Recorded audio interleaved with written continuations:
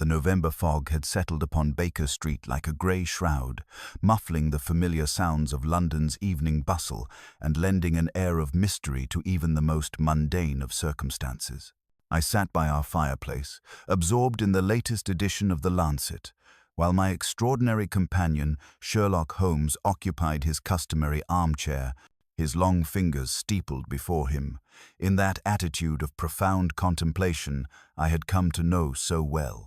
The gas lamps flickered against the gathering dusk, casting dancing shadows across our comfortable sitting room, when the urgent rapping of knuckles upon our door shattered the evening's tranquility.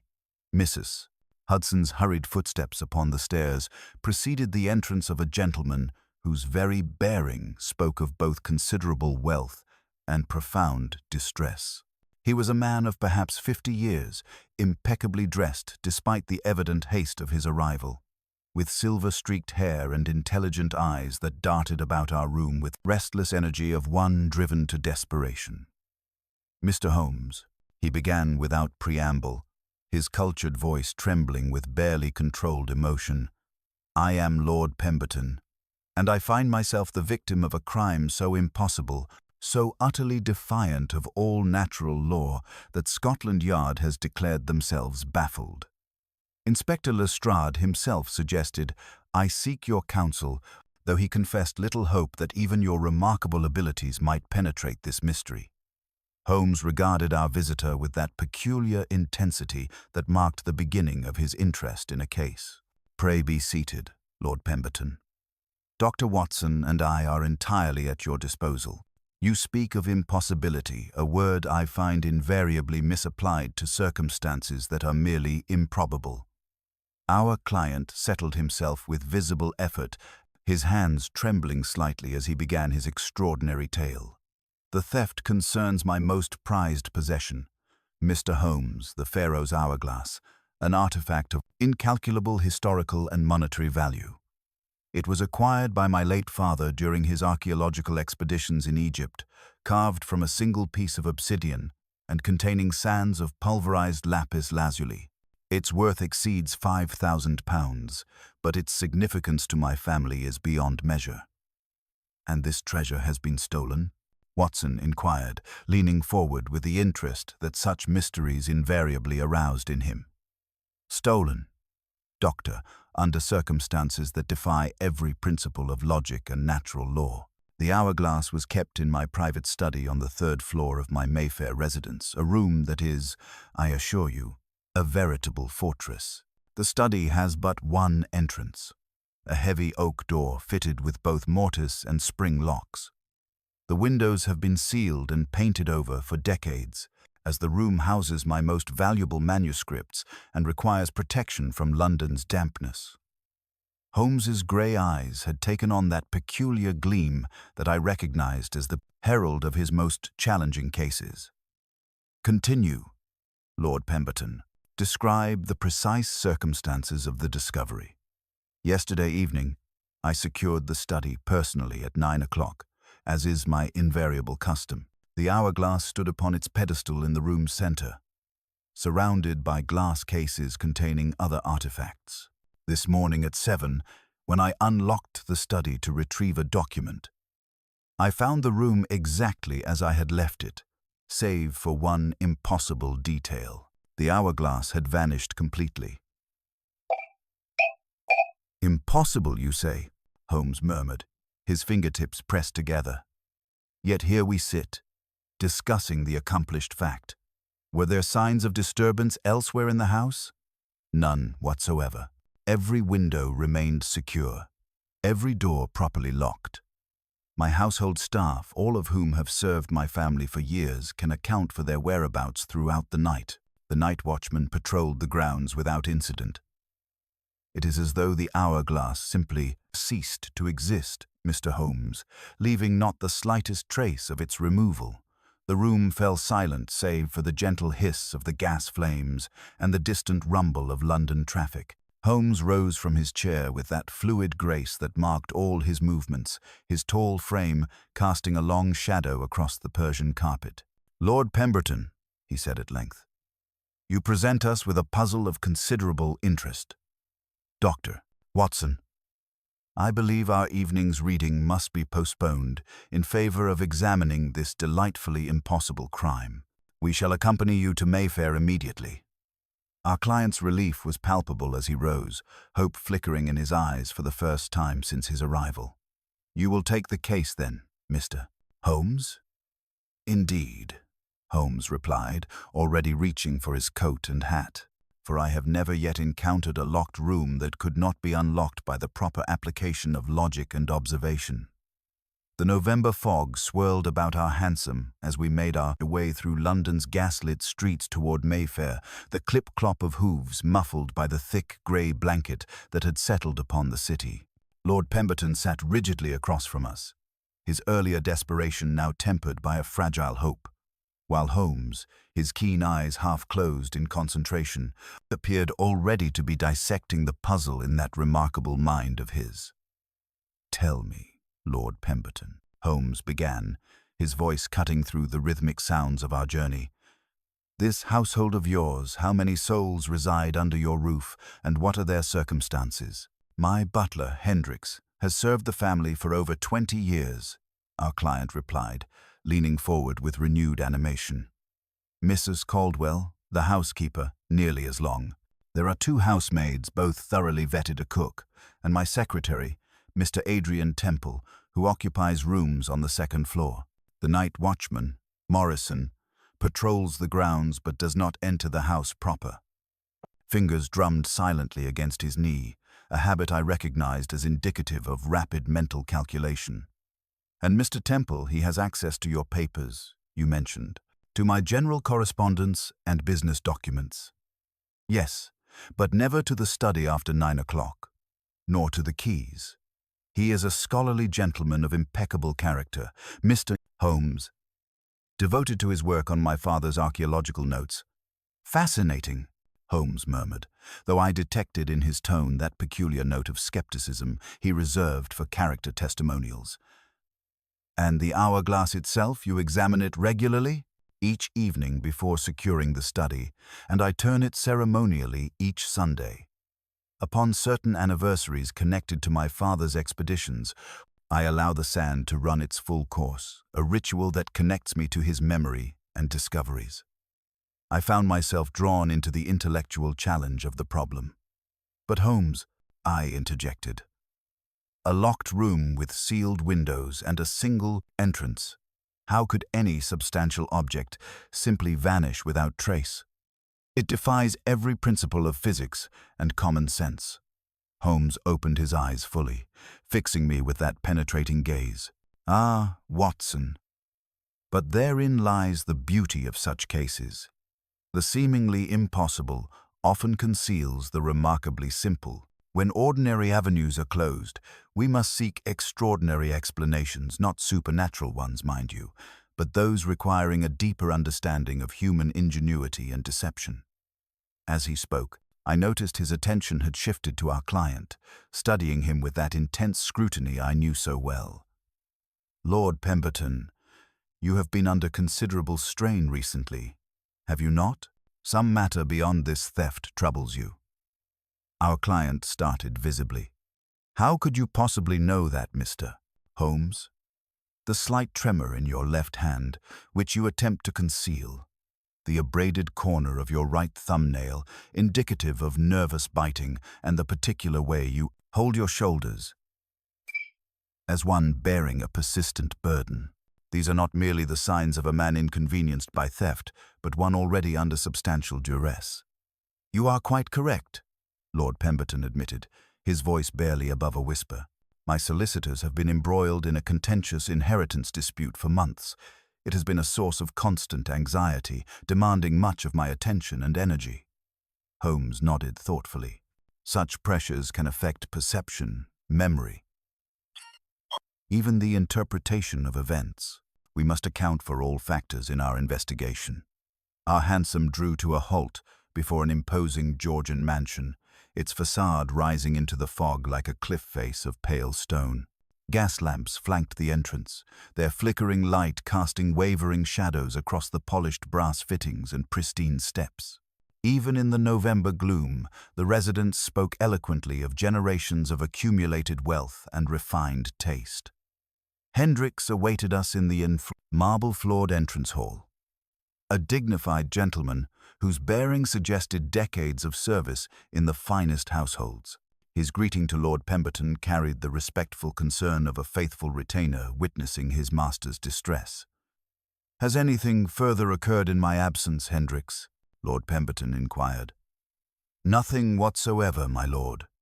The study remains exactly as you left it this morning. I have taken the liberty of stationing myself nearby to ensure no disturbance." Holmes's trained eye swept the entrance hall with methodical precision, cataloguing details that escaped my observation: the unblemished marble tiles, the gleaming mahogany paneling, the steady light of the crystal chandelier that showed no signs of recent disturbance. "Excellent," Holmes declared. "Now, Lord Pemberton, before we examine this fortress study of yours, I should appreciate a systematic tour of the house's layout. Every means of access to the third floor must be understood and evaluated." As we began our ascent via the main staircase, Holmes paused at each landing to examine windows and assess sight lines. The Persian runner muffled our footsteps, while portraits of Pemberton ancestors gazed down from their gilded frames, silent witnesses to the family's long history. At the third-floor landing, the corridor narrowed, presenting fewer doors and a more intimate atmosphere. Lord Pemberton led us to the far end, where a heavy oak door stood closed, its brass fittings gleaming ominously in the gaslight. "Gentlemen," he announced with evident solemnity, "we have arrived at the scene of the impossible crime." Holmes stepped forward, his eyes bright with anticipation, and I felt that familiar thrill that accompanied the beginning of his most challenging investigations. The game, as he would say, was truly afoot. Holmes approached the formidable oak door with the methodical precision that marked all his investigations, his keen eyes absorbing every detail of the brass fittings and surrounding woodwork before Lord Pemberton could insert the key. He knelt to examine the lock mechanism through his ever-present magnifying glass, his long fingers tracing the edges of both the mortise and spring locks with the delicate touch of a surgeon. "The locks show no signs of forcing," he murmured, rising gracefully to his full height. "No scratches upon the brass, no metal filings upon the threshold. The key, if you please, Lord Pemberton." Our client produced the ornate brass key with trembling fingers, turning first the spring lock, then the mortise with the practiced motion of long habit. The heavy door swung inward upon well-oiled hinges, revealing the scholarly sanctum that had been the scene of our impossible crime. The study was a gentleman's retreat of considerable refinement, paneled in rich mahogany and lined with glass-fronted bookcases containing leather-bound volumes that spoke of serious academic pursuits. Persian rugs of exquisite craftsmanship covered much of the polished floor, while Egyptian artifacts occupied various pedestals and display cases throughout the chamber. The air carried the pleasant mingling of leather bindings and beeswax polish, tinged with that peculiar mustiness that accompanies sealed spaces devoted to the preservation of ancient treasures. Yet it was the room's center that commanded immediate attention. Upon a circular mahogany pedestal, surrounded by a constellation of glass cases containing smaller artifacts, stood an empty brass mounting where the famous hourglass had obviously resided for many years. The circular depression, perhaps 6 inches in diameter, showed the telltale signs of long occupancy, a slight discoloration in the wood, and a perfect ring of dust-free surface that marked the absent treasure's precise dimensions. Holmes began his examination with characteristic thoroughness, circling the pedestal with measured steps, while his sharp gaze catalogued every detail of the surrounding area. He knelt to study the Persian rug beneath the stand, then produced a small envelope from his coat pocket and carefully collected several minute particles that glittered faintly in the gaslight. "Watson," he called, his voice carrying that note of discovery I knew so well. "Observe these traces upon the velvet mounting." He held his magnifying glass above the empty depression revealing tiny grains of brilliant blue that caught the light like scattered sapphires. Lapis lazuli, ground to the finest powder. The hourglass contained sand of pulverized lapis, as Lord Pemberton described, and these particles were disturbed during its removal. I leaned closer to examine the evidence, noting how the grains formed a subtle pattern around the rim of the circular depression. The distribution suggests the hourglass was lifted carefully, but not without some spillage, I observed. Precisely. And note this secondary ring, barely visible within the first. Holmes traced a narrower circle with his finger. Two distinct impressions, one from years of placement and another from recent contact. Someone handled this artifact very recently, setting it down with less than perfect precision. Lord Pemberton watched our investigation with growing fascination. But surely that proves nothing more than my own handling of it last Sunday evening. Holmes's grey eyes fixed upon our client with penetrating intensity. Perhaps, yet the pattern suggests uncertainty, even haste hardly consistent with the reverent handling you described. He rose and moved to examine the sealed windows, running his hands along the painted frames with methodical precision. As you stated, these have not been opened in years. The paint is unbroken, the putty undisturbed by weather or human intervention. Moving to the room's corners, Holmes began a systematic examination of the junction between walls and floor, his magnifying glass moving across the Persian rugs with scientific thoroughness. I observed him pause at several points, collecting additional specimens in his small envelopes, though the significance of his discoveries remained opaque to my less trained eye. "The dust patterns tell an interesting story," he remarked, straightening from his examination near the largest bookcase. "This section of carpet has been disturbed recently not by ordinary foot traffic, but by something heavier, something moved with considerable care across this precise path." He indicated a barely perceptible line leading from the pedestal toward the wall of books. I studied the area he indicated, but could detect nothing beyond the normal variations in the carpet's nap. "What manner of disturbance, Holmes?" "Parallel impressions, approximately 2 inches apart, suggesting wheels or runners. Something was transported across this floor under careful control, leaving traces visible only to the trained observer." His expression grew thoughtful as he examined the massive bookcase that dominated the far wall. "These volumes on Egyptian archaeology, they have been handled recently.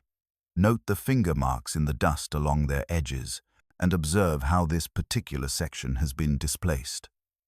He indicated a gap in the otherwise perfectly aligned books, where several volumes appeared to have been removed and replaced with less than perfect precision. The leather bindings showed subtle signs of recent handling, their surfaces bearing faint traces of the same brilliant blue powder we had discovered upon the pedestal. Lord Pemberton moved closer, his face pale with growing comprehension. "Those are my father's most valuable texts on Egyptian excavation techniques. Mr. Temple has been consulting them extensively for his cataloguing work." Holmes nodded thoughtfully, then moved to examine the room's fireplace, a modest iron grate that showed no signs of recent use. He drew a white handkerchief and ran it along the inside lip of the opening, then held it to the light.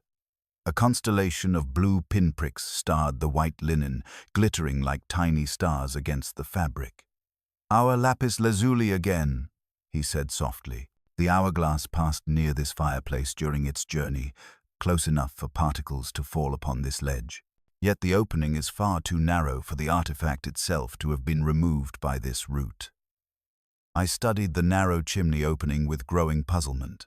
Then what purpose could the fireplace serve in this theft? Holmes's smile was enigmatic as he carefully folded the handkerchief and placed it in his pocket. "That, Watson, remains to be determined. But I begin to perceive that this crime, however impossible it may appear, was executed with considerable planning and intimate knowledge of this room's layout." He completed his circuit of the study by examining Lord Pemberton's desk, noting the precise arrangement of papers and the slight displacement of the chair from its usual position. His fingers traced on the surface of the mahogany, collecting invisible traces that he studied through his glass with evident satisfaction. "Lord Pemberton," he said at length, straightening from his examination, "I should like to interview each member of your household individually, beginning with Mr. Temple. The circumstances of this case are indeed singular, but they are not, I believe, beyond the reach of logical explanation." Our client's relief was evident in his voice. "You have discovered something significant, Mr. Holmes?" Holmes's expression remained carefully neutral as he cast one final glance around the scholarly chamber. "I have discovered that your thief possessed detailed knowledge of this room, access to specialized equipment, and considerable skill in the handling of delicate artifacts. The question that remains is not how the hourglass was removed, but why such elaborate precautions were necessary for what might have been accomplished through simpler means." As we prepared to leave the study, I noticed Holmes pause for one last examination of the empty pedestal, his sharp profile silhouetted against the gaslight as he absorbed some final detail that escaped my observation.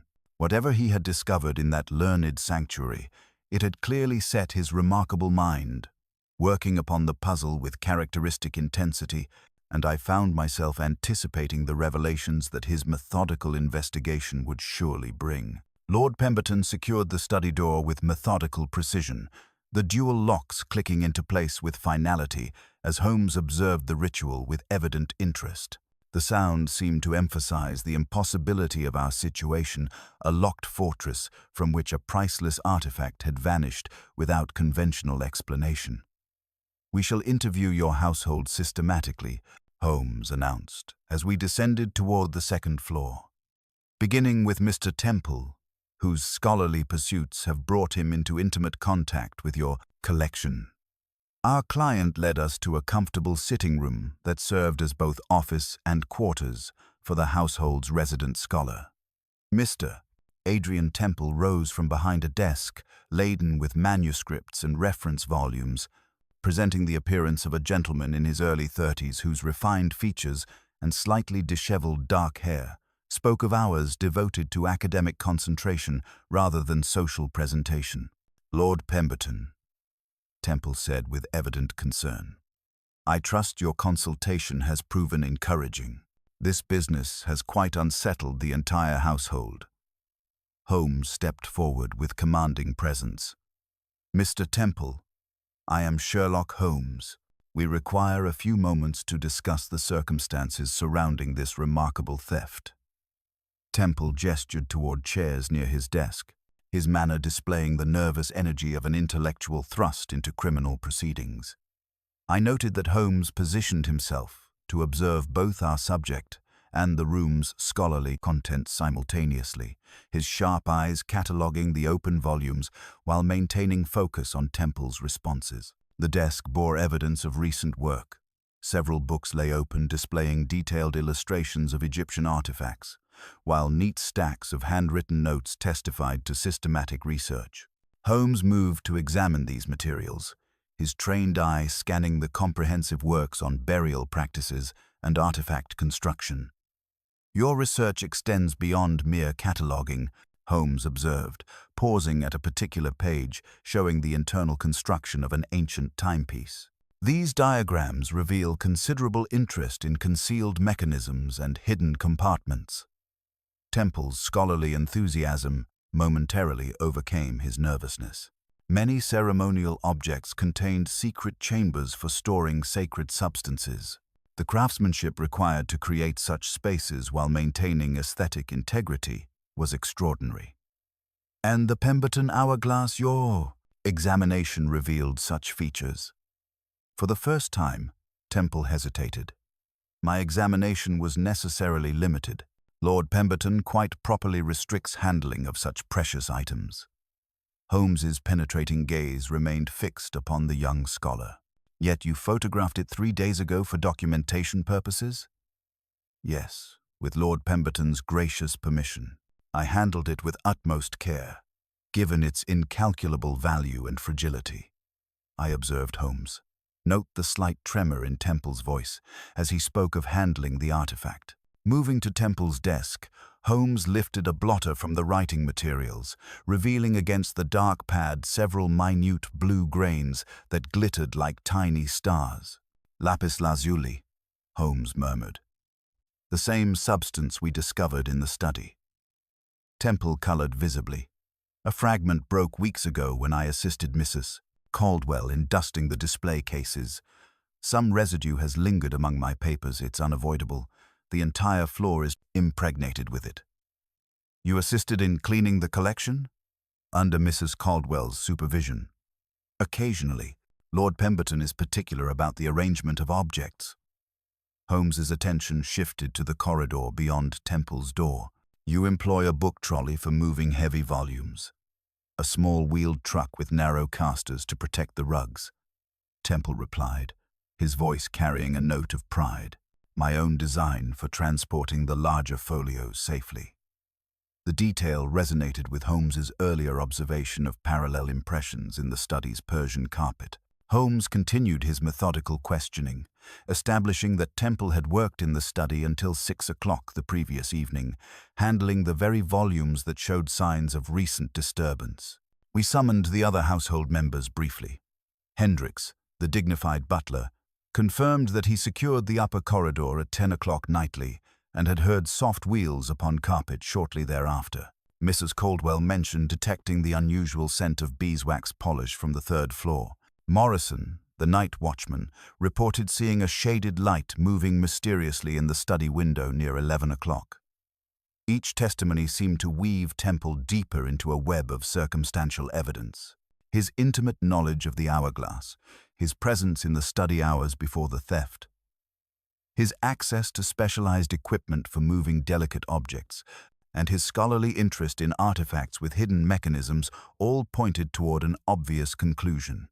Lord Pemberton's expression grew troubled as the evidence accumulated. "Adrian, surely you understand why these questions must be asked?" Temple's face had grown pale. "My lord, I understand entirely, but I assure you of my complete innocence. My devotion to your family's legacy is unwavering." As Temple retreated, visibly shaken, Lord Pemberton turned to Holmes with dawning suspicion. "It appears we have found our thief." The dawning, knowledge, the access, the physical evidence. Holmes moved to the window, gazing into the swirling fog with that enigmatic expression I knew so well. "Indeed, it appears that way. A perfectly logical conclusion. Given the evidence presented."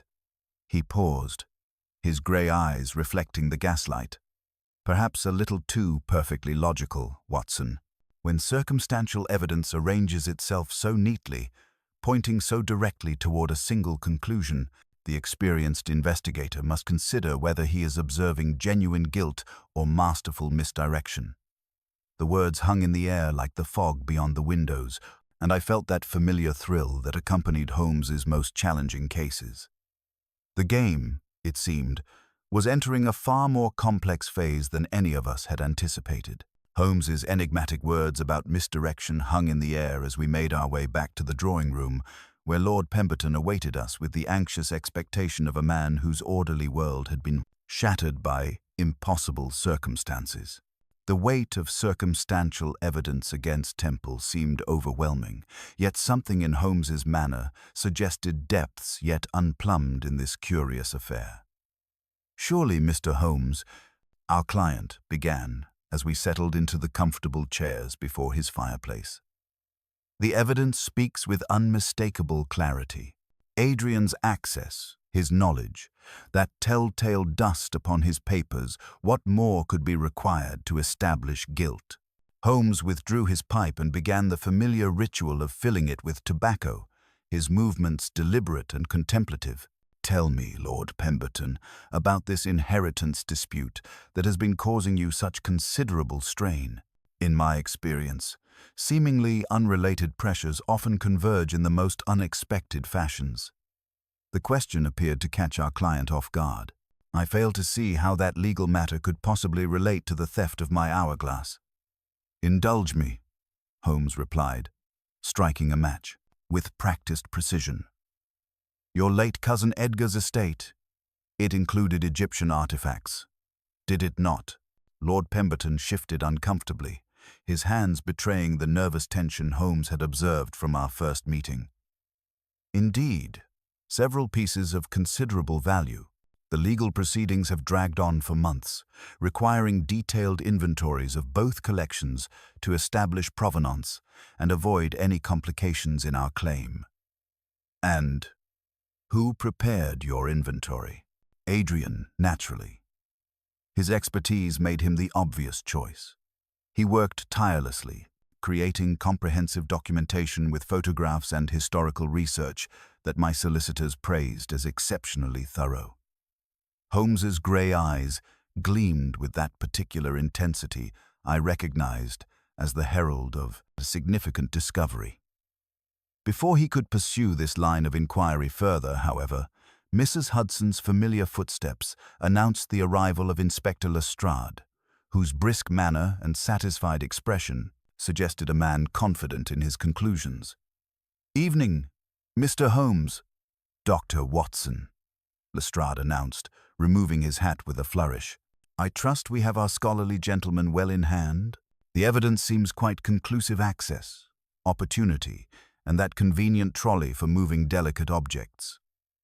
"Ah, the trolley," Holmes murmured. "I should very much like to examine that particular piece of equipment." Hendricks was summoned and returned presently with the narrow-wheeled cart that Temple employed for transporting heavy volumes. Holmes knelt beside it with his magnifying glass, his trained eye cataloguing every detail of its construction. The rubber-rimmed wheels showed traces of the Persian carpet's distinctive weave, while a minute examination revealed several grains of brilliant blue lodged in the wheel grooves. "Lapis lazuli, beyond question," Holmes observed, carefully extracting the particles with his penknife and folding them into an envelope. His attention then shifted to the cart's underside, where a pale smear caught the gaslight. He touched it delicately, raising his finger to his nose with that peculiar concentration that marked his most significant discoveries. "Beeswax," I ventured, remembering Mrs. Caldwell's earlier observation about the unusual scent from the third floor. "Your medical training serves you well, Watson," Holmes replied, though his tone remained carefully neutral. Lestrade consulted his notebook with evident satisfaction. "The case builds itself, Mr. Holmes. Young Temple had means, opportunity, and that scholarly fascination with valuable trinkets. I've seen it before, educated gentlemen who convince themselves that their appreciation justifies acquisition." Yet, even as the inspector spoke with such confidence, I observed Holmes's behavior with growing puzzlement. He had moved to examine the study door's frame with his glass, his movements precise and methodical. At one point, he paused, and, with the utmost discretion, collected something so minute as to be invisible to my untrained eye. The particle, if particle it was, disappeared into one of his small specimen envelopes with the practiced efficiency of long habit. His expression remained carefully schooled, betraying neither triumph nor disappointment, yet I caught the faintest flicker of recognition in those penetrating grey eyes before it was instantly suppressed. He had discovered something significant, some hidden inconsistency that contradicted the mounting evidence against Temple, but he clearly intended to keep this revelation to himself for the present. "Inspector," Holmes said at length, straightening from his examination, "while the evidence certainly appears compelling, I would counsel against premature conclusions. There is a quality to this affair that has not yet declared itself fully." Lestrade's thin smile suggested he heard the warning but set it aside. "With respect, Mr. Holmes."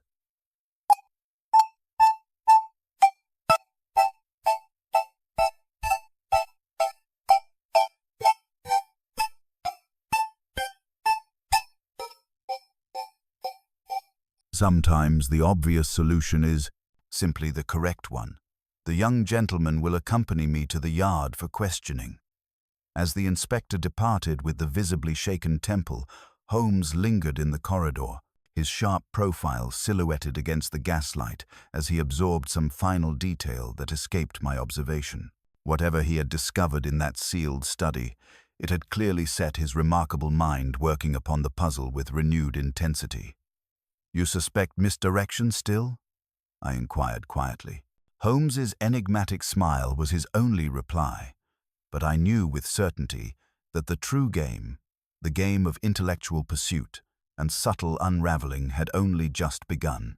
The obvious solution, so satisfying to Lestrade's methodical mind, was merely the first movement in what promised to be a far more complex symphony of deduction.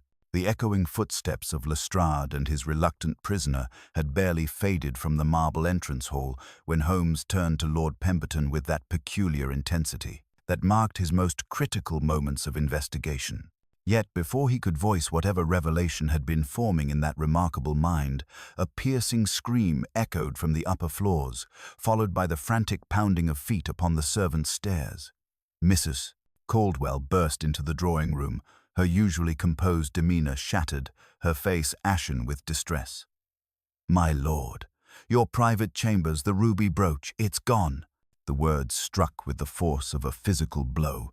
If Temple, now securely held at Scotland Yard, was indeed our culprit, how could a second theft have occurred within these very walls? The mystery, far from being solved by Lestrade's confident arrest, had deepened into something far more sinister and complex. Holmes, however, exhibited a reaction that was entirely unexpected. Rather than surprise or confusion, a sudden, almost manic energy surged through his tall frame. His grey eyes, which had held that distant quality of profound calculation, now blazed with an intensity I had rarely witnessed. He ceased his restless pacing, his entire posture becoming rigid with suppressed excitement. "The ruby brooch," he said, his voice sharp with urgency. "Describe everything, Mrs. Caldwell. The room's security, the method of storage, every detail of the discovery." The trembling housekeeper explained that Lord Pemberton's bedroom occupied the second floor, secured by heavy locks and possessing but a single window overlooking the walled garden. The brooch, a family heirloom of considerable value, had been kept in a locked jewel box upon the dressing table, discovered missing during the evening's routine preparations. "To the second floor, immediately," Holmes commanded, already striding toward the staircase with that fluid grace that marked his most urgent investigations. Lord Pemberton and I followed, our client's bewilderment now complete as his orderly world crumbled beneath these impossible circumstances. The bedroom presented another scene of impossible theft. The jewel box lay open upon the polished dressing table, its velvet interior undisturbed save for the absence of the magnificent ruby. No signs of forced entry marked the heavy door, no broken glass suggested external access, no disturbed furnishings indicated struggle or haste. Holmes moved with frenzied precision, his trained eye cataloguing every detail with scientific thoroughness. He examined the window latches, finding them secure and undisturbed. His magnifying glass revealed minute traces of that same telltale beeswax we had discovered in the study, this time upon the jewel box's brass fittings. Yet the pattern of evidence differed significantly. No parallel wheel marks marred the carpet. No displaced books suggested hidden passages. "Watson," he muttered, his voice carrying that note of discovery I knew so well. "Observe this dust beneath the window latch, not the brilliant blue of lapis lazuli, but something altogether different. Grayish powder, almost metallic in composition." He scraped the substance carefully into one of his specimen envelopes, then continued his examination with increasingly erratic movements. His behavior had taken on that quality of barely controlled excitement that accompanied his most challenging cases, his mind clearly racing far ahead of our physical discoveries. "The patterns—" "Watson!" he exclaimed suddenly, turning to me with wild intensity. "The methodology is evolving, adapting with each crime. This is not mere theft, it is a carefully orchestrated demonstration of criminal artistry." Lord Pemberton, overwhelmed by these rapid developments, sank into a chair near the window. But how is such a thing possible? Adrian in custody. The house secured. Every entrance monitored, yet another impossible disappearance occurs under our very noses. Holmes's smile was enigmatic as he completed his circuit of the room. Indeed, Lord Pemberton, which proves conclusively that Mr. Temple, whatever his other faults may be, is entirely innocent of these crimes. We are dealing with a mind of exceptional cunning, one that understood perfectly the value of obvious conclusions and circumstantial evidence. As he spoke, Holmes withdrew the minute fiber he had collected earlier from the study's doorframe, subjecting it to renewed examination. His expression grew increasingly grave as he studied the material through his powerful lens. "This silk thread," he announced, "represents our first genuine clue to the true perpetrator's identity. It is of a particular weave and dye that suggests garments of considerable quality and expense, not the attire of a struggling scholar, but of someone with access to the finest tailoring. The implications hung in the gaslit air like the fog beyond the windows.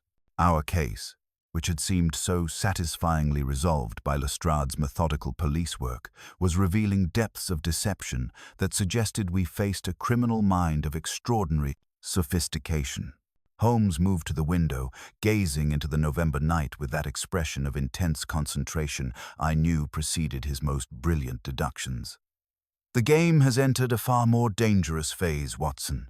Our adversary possesses not only intimate knowledge of this house's vulnerabilities, but also the calculating intelligence to frame an innocent man while executing what appears to be a series of perfect crimes." The stakes had risen dramatically, and I felt that familiar chill that accompanied Holmes's most perilous investigations. Whatever forces we had set in motion by our presence in this house, they were now moving with accelerating purpose toward some climax that promised to test even my extraordinary companion's remarkable abilities to their utmost limits. Holmes's declaration about the criminal's extraordinary sophistication hung in the gaslit air of Lord Pemberton's bedroom like a challenge thrown down to an unseen adversary. The second theft had transformed my extraordinary companion from methodical investigator into a figure of barely contained energy. His grey eyes blazing with that particular intensity I recognized as the herald of his most dangerous gambits. "Watson," he announced, moving to the window with fluid precision, "our thief has made a critical error in demonstrating their capabilities so boldly. The very sophistication that makes these crimes appear impossible also reveals the methodology behind them. We shall use that knowledge to construct a trap from which even the most cunning criminal cannot escape." He withdrew the silk thread he had collected from the study's doorframe, examining it once more through his magnifying glass. "This fiber, combined with the beeswax traces and the metallic dust, tells us that our adversary possesses not only intimate knowledge of this house, but also access to specialized equipment and materials. Such resources suggest someone of considerable means and professional expertise." Lord Pemberton watched with growing fascination as Holmes began to pace the room with that restless energy that marked his moments of supreme intellectual excitement. "The pattern emerges clearly now," Holmes continued.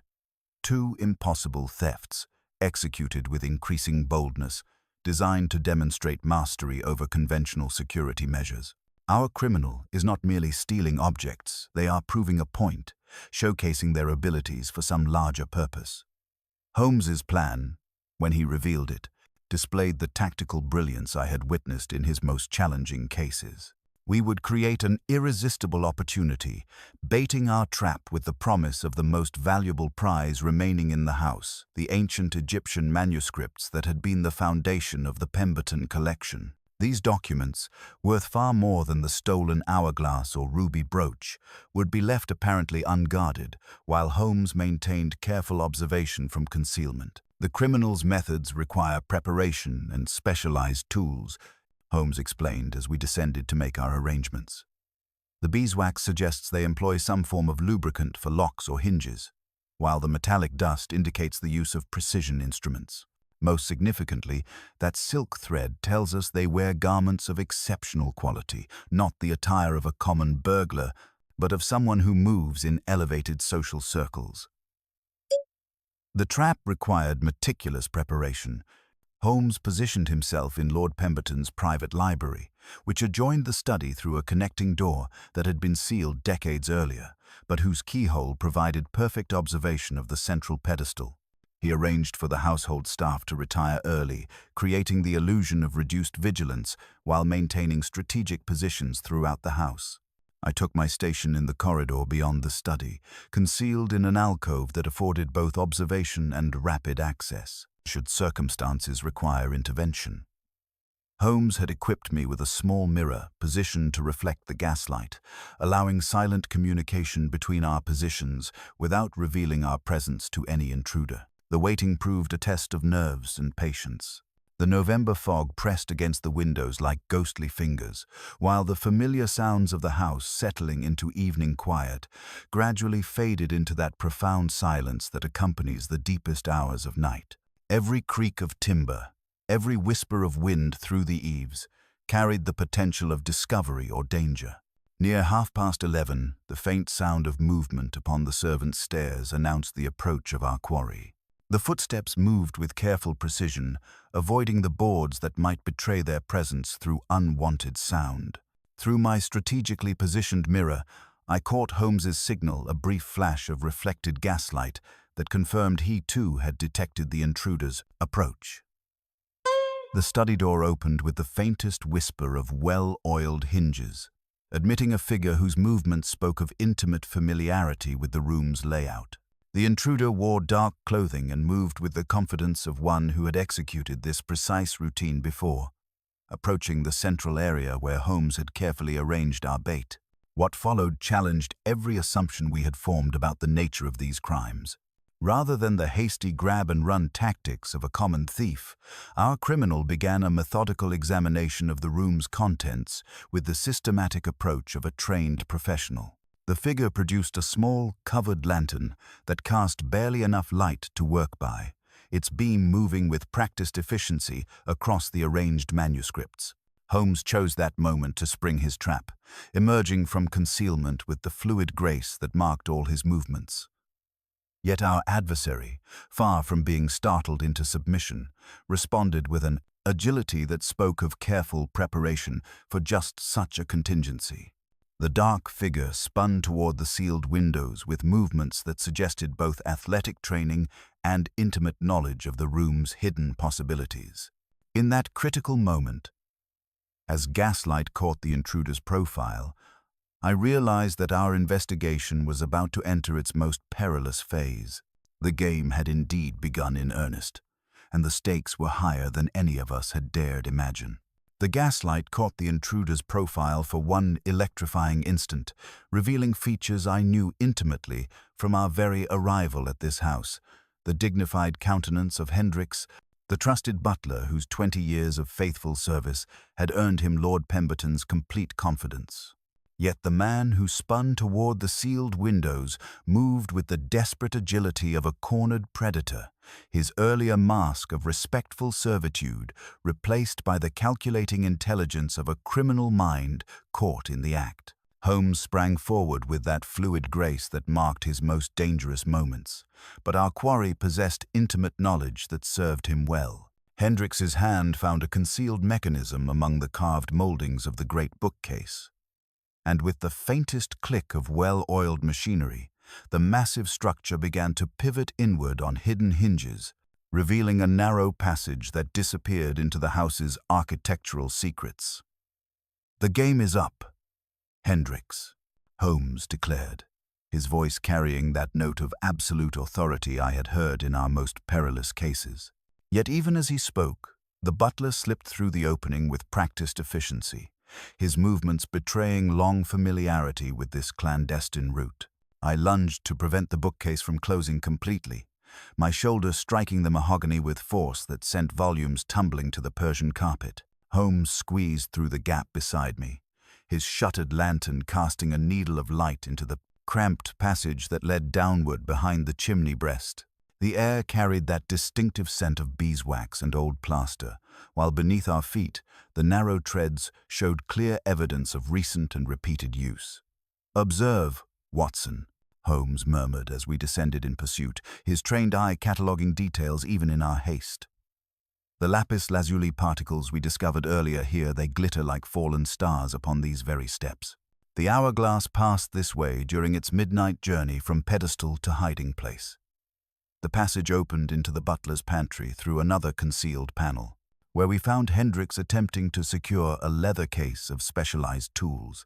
His dignified bearing had crumbled entirely, replaced by the lean desperation of a man whose carefully constructed world was collapsing around him. The case contained precision instruments that spoke eloquently of professional expertise: lockpicks, impression wax, a coil of silk cord, and most significantly, a folding diamond-tipped glass cutter that gleamed wickedly in the gaslight. "Your evening's work is concluded," Holmes announced, producing handcuffs with the practiced efficiency that marked his most serious confrontations. 20 years of faithful service, yet you chose to employ that trust in the commission of crimes that required not merely criminal intent, but considerable technical sophistication. Hendricks straightened with the last remnants of his professional dignity. "Mr. Holmes, you mistake the circumstances entirely. I am no common thief, but a man driven to desperate measures by forces beyond my control." "Indeed," Holmes replied, securing the handcuffs with methodical precision. "Forces such as gambling debts, I suspect, or perhaps the promises of collectors who value acquisition above legality. Your silk thread, caught upon the study's door frame, came from the cuff of your formal livery, that distinctive weave, marking garments supplied only to households of the highest standing. You employed that thread as a burglar's tell, stretched across the threshold to detect any unexpected visitors to your carefully prepared crime scene." The revelation of methodology proved as ingenious as Holmes had predicted.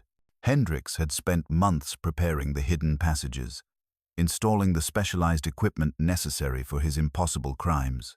The bookcase mechanism operated on perfectly balanced counterweights, allowing silent access to passages that connected the study to various points throughout the house.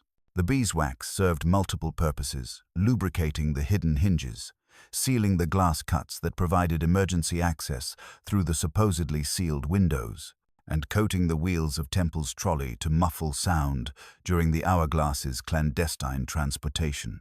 The parallel impressions in the Persian carpet told the story clearly. Holmes continued, his grey eyes blazing with intellectual triumph. "You employed Mr. Temple's own equipment to move the hourglass through the passage system, deliberately leaving traces that would implicate the innocent scholar while concealing your own involvement. The lapis lazuli scattered throughout your route was not accidental spillage, but the inevitable result of transporting a delicate artifact through narrow spaces designed for human passage rather than precious cargo."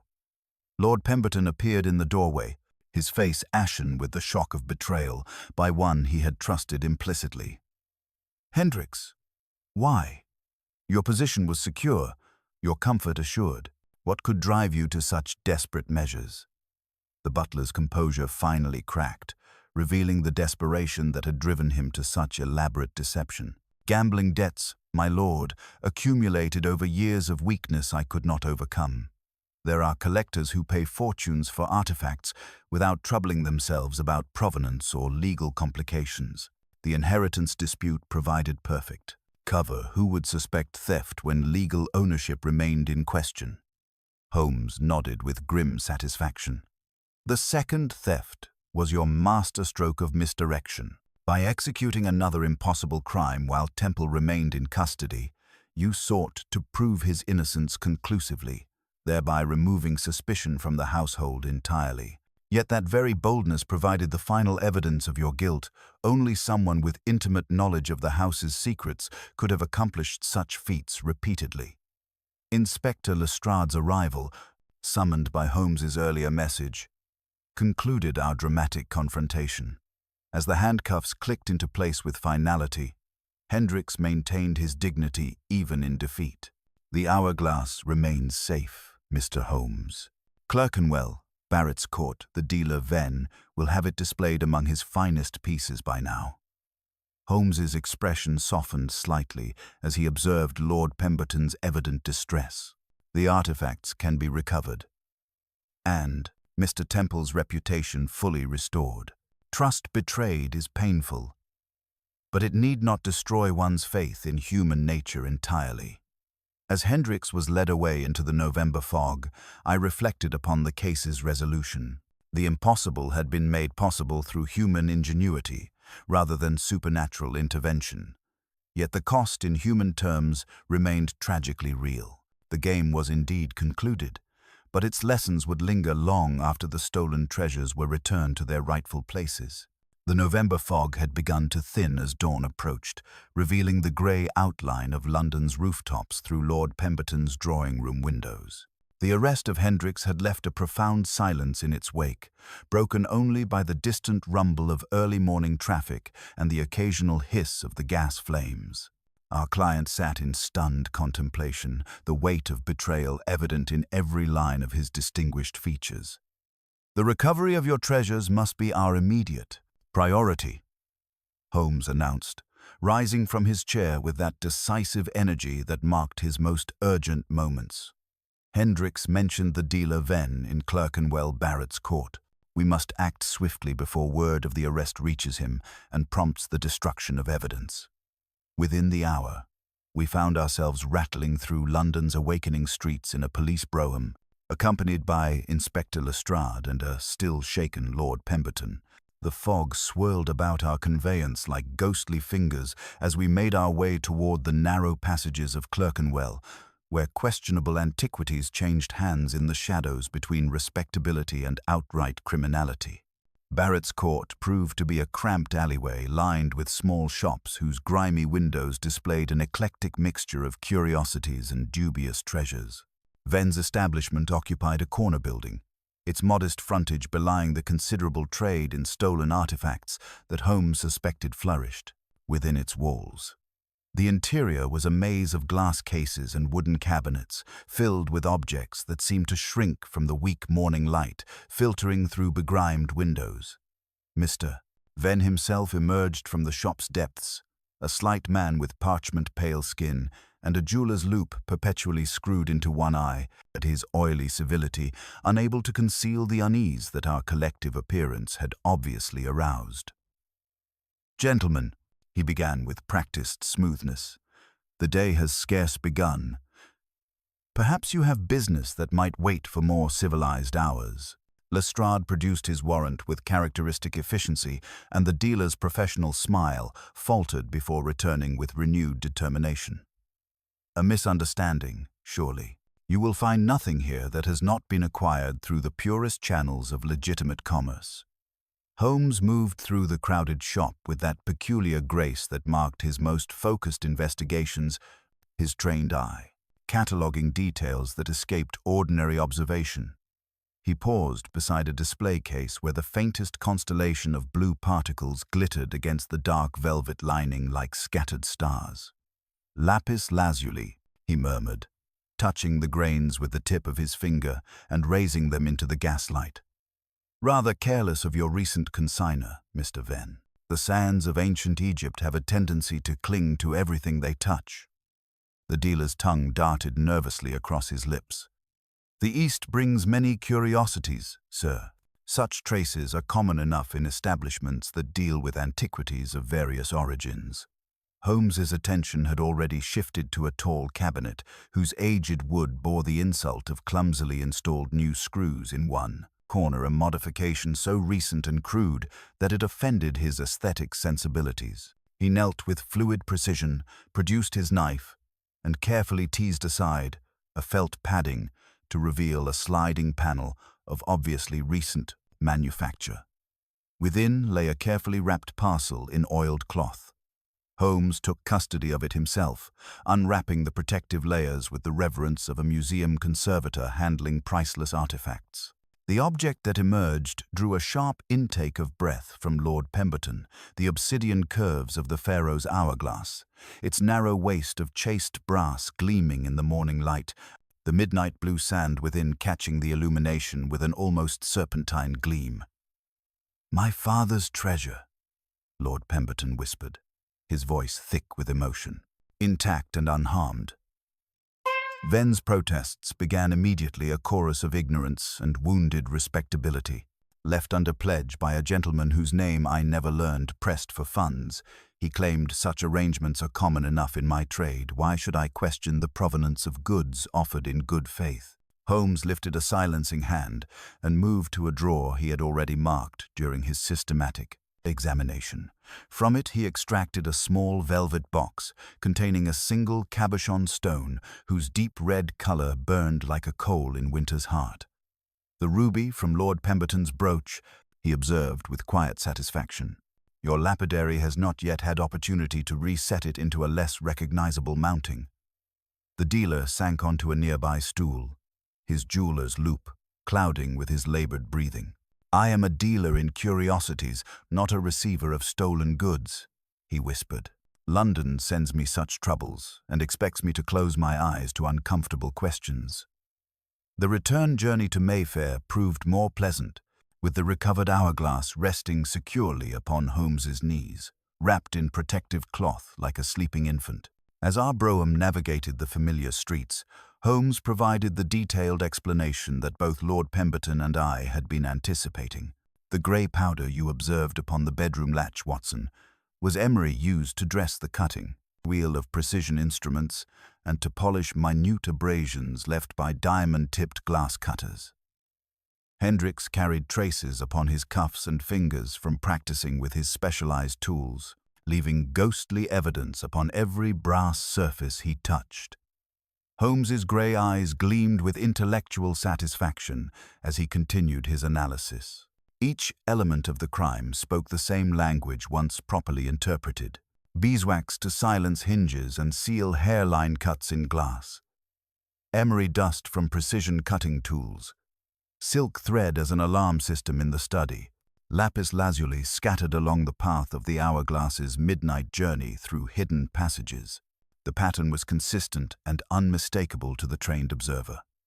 "But the light Morrison reported seeing in the study window near 11 o'clock?" I inquired. Not a lamp held against the glass, but illumination from the concealed corridor, falling through the narrow seam where timber meets masonry. When Hendricks moved through the passage with his shaded lantern, the glow leaked through imperfections in the construction, creating the mysterious light that puzzled our watchman. By late morning, we had returned to Lord Pemberton's residence, where Mr. Temple awaited us in the drawing-room.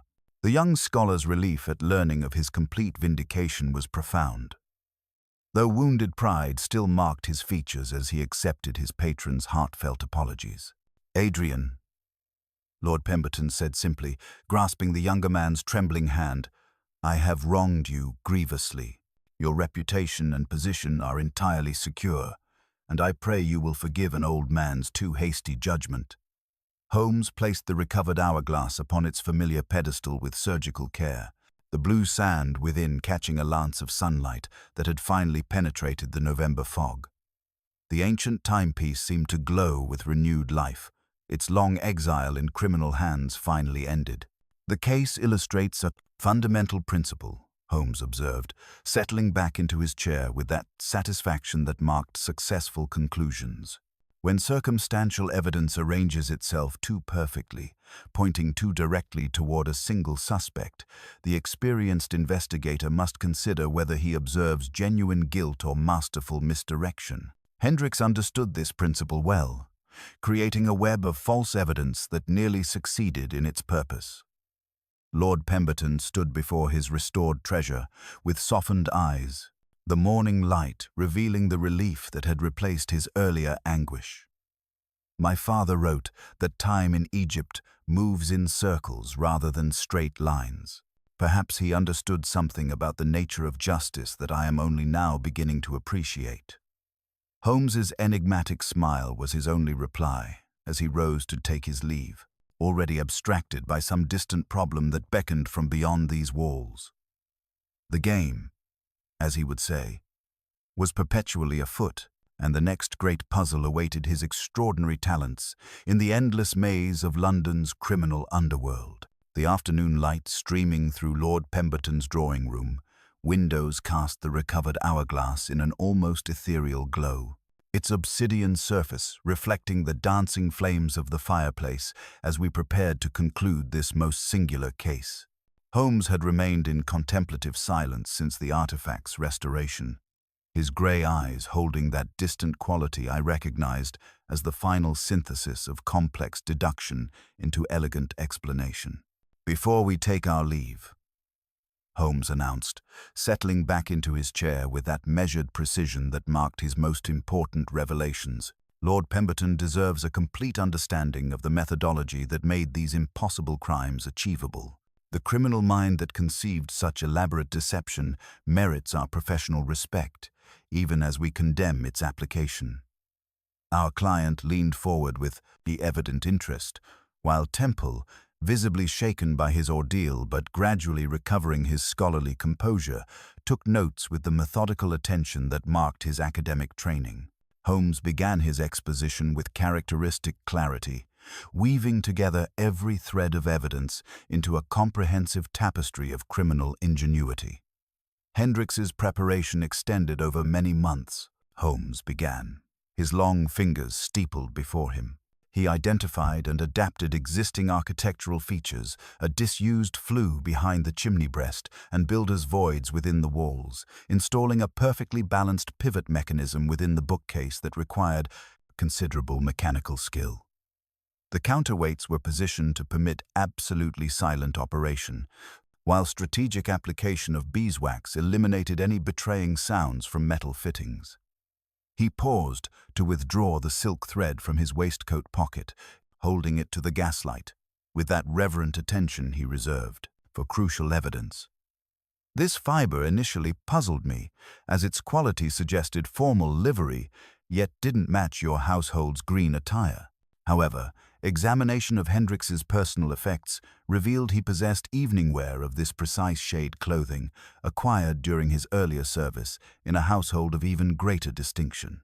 He wore these garments during his nocturnal activities, believing their dark color would provide better concealment should he encounter unexpected observation." The explanation continued with methodical precision, revealing how Hendrix had employed the silk thread as a primitive alarm system, stretching it across the study threshold at ankle height to detect any unexpected visitors during his carefully timed operations. The thread's position near the doorframe, where it might catch on clothing or equipment, had resulted in the fiber becoming snagged during one of his reconnaissance visits. The double ring upon the pedestal's surface told its presence. "Own story," Holmes continued, his analytical mind dissecting each element of the crime. The outer ring marked years of the hourglass's placement, while the inner circle revealed where Hendrix briefly set it down with less than perfect precision during the transfer to Temple's trolley. The lapis lazuli scattered throughout the hidden passages traced the artifact's midnight journey, while beeswax residue upon the fireplace ledge indicated the narrow clearances through which it passed. Temple's scholarly fascination overcame his recent distress as Holmes described the technical aspects of the concealed passages. The light Morrison observed in the study window was not illumination against the glass, but the glow from Hendrix's shaded lantern leaking through imperfections in the wall construction as he moved through the hidden corridor. Such architectural secrets are common in houses of this age, though few possess the mechanical knowledge to exploit them so systematically. Holmes's analysis of the second theft revealed it as Hendrix's masterstroke of misdirection, an attempt to create the illusion of an external burglar while Temple remained safely in custody.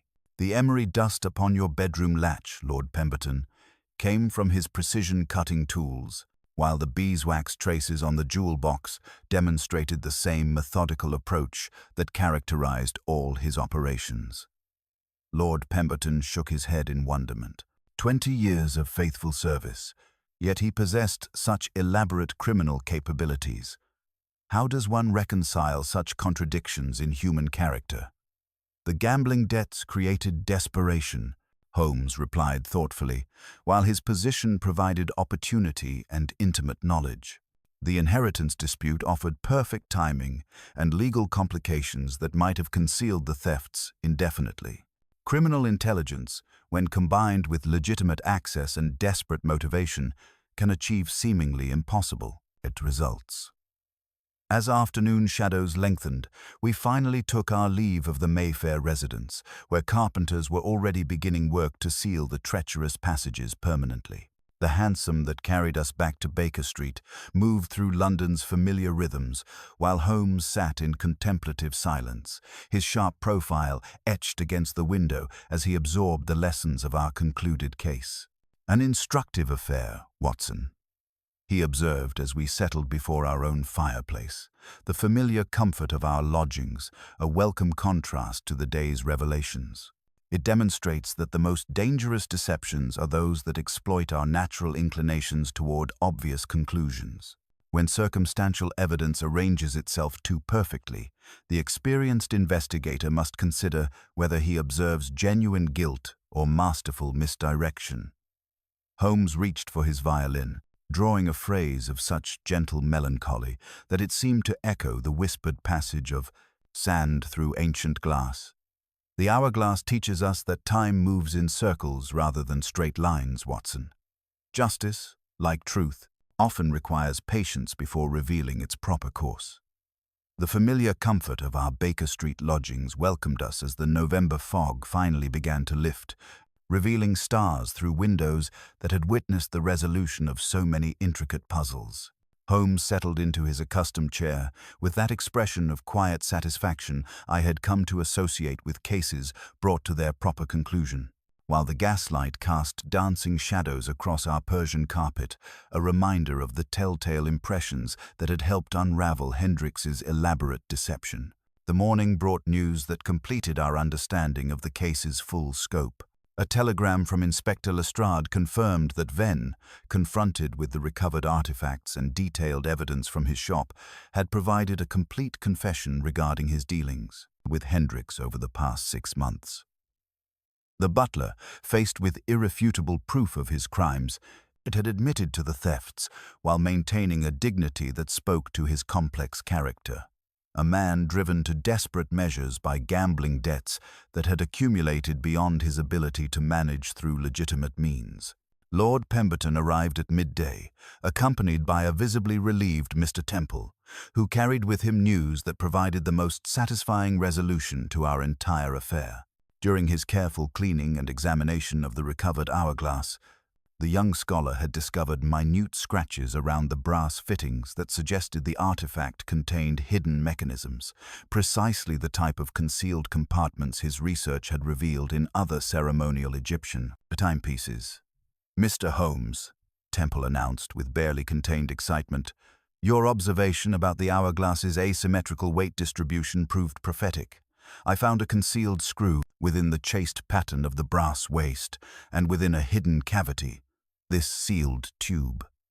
The parchment contained within, written in Sir Jonathan Pemberton's own hand, provided a detailed inventory of the Egyptian expedition's finds, clearly delineating which artifacts belonged to each branch of the family.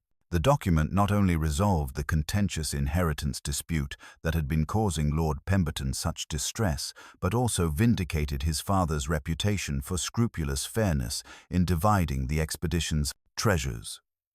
Holmes received this revelation with characteristic satisfaction.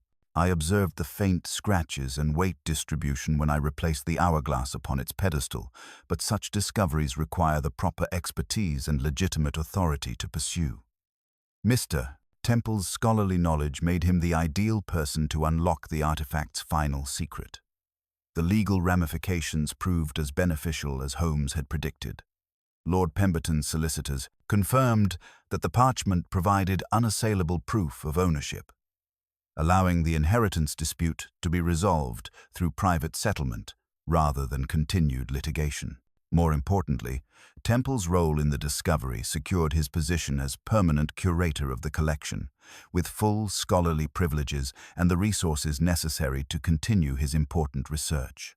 Justice followed its prescribed course, with Hendricks receiving a sentence commensurate with his betrayal of trust, though Lord Pemberton's intercession ensured that the butler's modest savings were preserved for the support of his sister.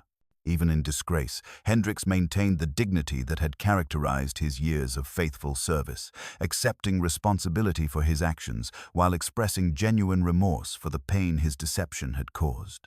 Holmes spent our final evening on the case in philosophical reflection, his violin producing melodies that seemed to echo the measured fall of sand through ancient glass. The case illustrates a fundamental truth about criminal deception, Watson, he observed, his grey eyes reflecting the firelight.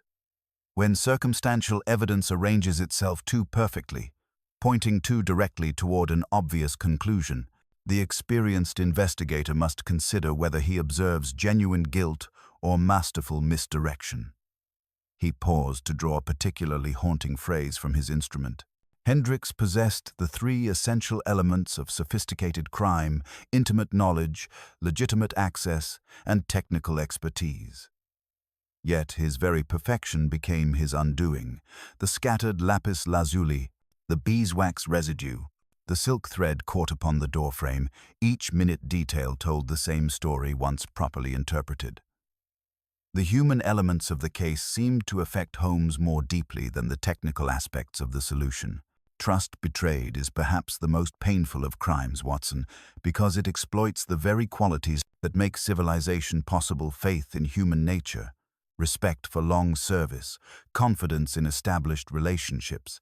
Yet without such trust, society cannot function, leaving us perpetually vulnerable to those who would abuse our better instincts.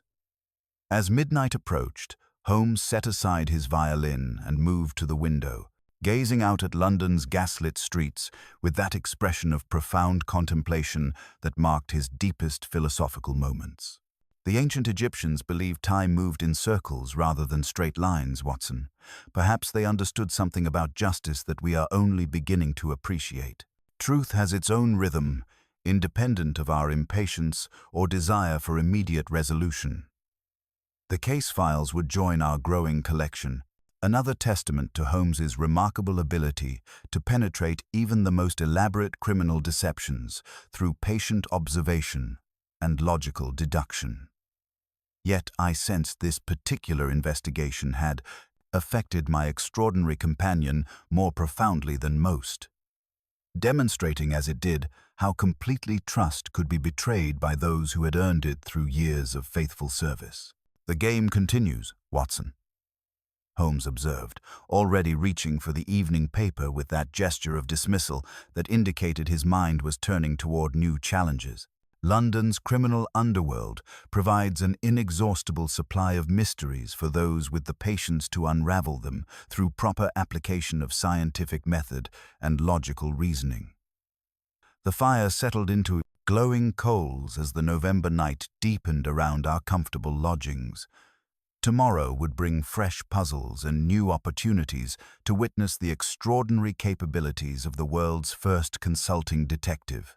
Yet tonight, as Lord Pemberton's hourglass resumed its eternal duty, marking time with grains of lapis lazuli that caught the gaslight like fallen stars, we could rest in the knowledge that truth had prevailed over deception, justice had been served, and the innocent had been vindicated through the inexorable application of reason to the complexities of human nature.